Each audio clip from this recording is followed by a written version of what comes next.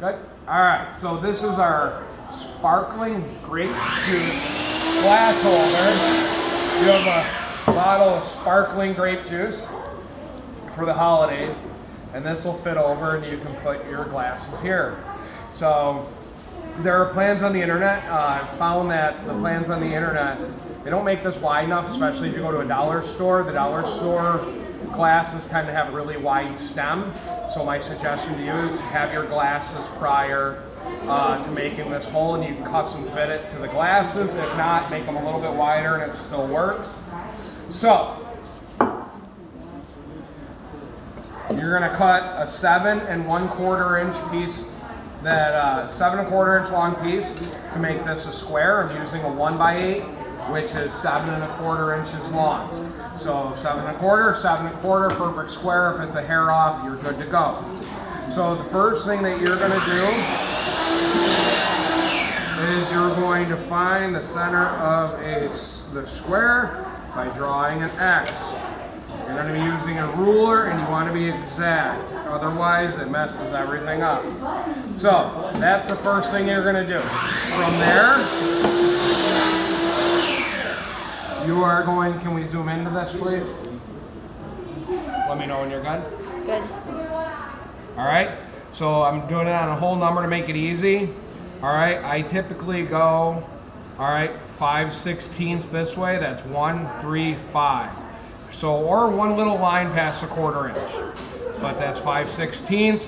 My suggestion is to make these lines light. It makes it easier to sand them off later. I'm doing them dark for demonstration. So I do one line at a time.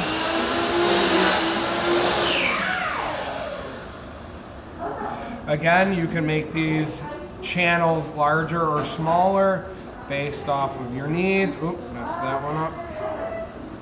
Doesn't matter, I'll just sand it off later. I'm basically putting 2 marks up and down right here. So, alright, yeah, I see that, I see that. So,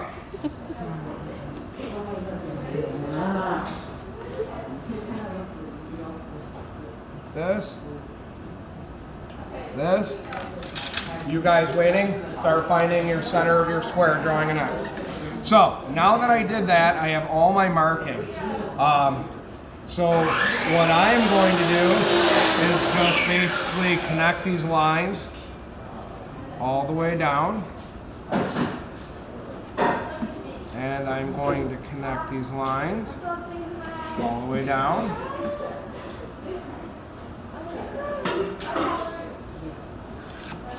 Connect these down. And connect these down. Oh, this one.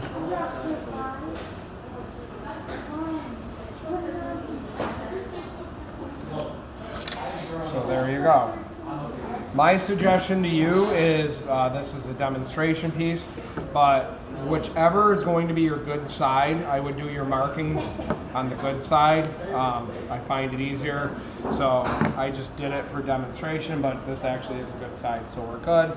If your piece has a little bit of a cup, my suggestion is to place it this way, with the cups coming up, and that way the glasses slide in versus wanting to slide out.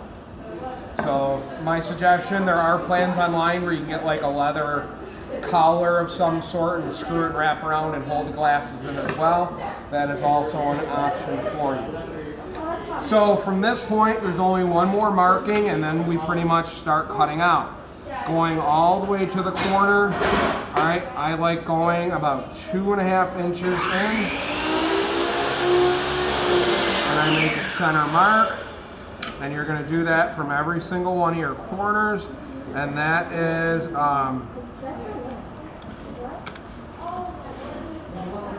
that basically is the end of where the stem will stop. Some plans call for deeper, some call for more shallow. It's up to you. Now this pretty much is where your drill bit is going to drill out here. You're going to put the point of the drill bit right here, and that's about where it goes through. Now there are two things I've done both ways. I have pretty much done it where it goes straight in like that. This one I went a little bit deeper. I'm just playing with designs. Wherever you stop, it goes in a little bit. So even though the drill bit's here, it's still going to drill out in here. Just moving it a tiny bit. That's fine. So you also can do another thing, which I actually found works really well.